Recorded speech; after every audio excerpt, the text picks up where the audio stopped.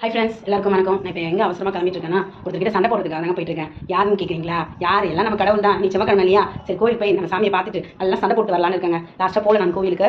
ஆக்சுவலாக என்னன்னா காலையே பார்த்தீங்கன்னா என் குட்டீஸ் 2 பேருக்குமே கொஞ்சம் உடம்பு சரியில்லை. இருந்தாலும் ஸ்கூலுக்கு அனுப்பிட்டேன். ஹஸ்பண்டும் அதே தான், கிளம்பும்போதே லைட்டாக அடிபட்டுடுச்சு. நமக்கு பார்த்தீங்கன்னா இந்த ஒரு விஷயத்துக்கே ரொம்ப பதறி போயிட்டேன். ஓகேங்களா? ஏன்னா இவங்க வெளியில் போகிறாங்க அப்படின்னும் போது நமக்கு இவ்வளோ கஷ்டமாக இருக்குது. இந்த கொல்கட்டாவில் நடந்த அந்த ஒரு இன்சிடென்ட் நினைச்சாலே அப்படியே பதறுதுங்க.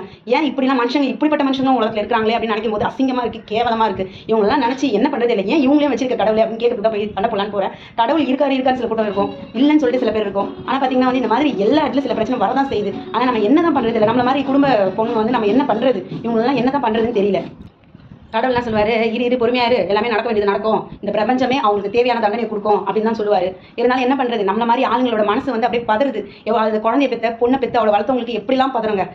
இதெல்லாம் நினைக்கும் போது அவ்வளோ அருவருப்பாக இருக்குது. இந்த மாதிரி மனுஷங்கள்லாம் சரியான தண்டனை கிடைக்கணும். அவங்களாம் கழுக விட கேவலமான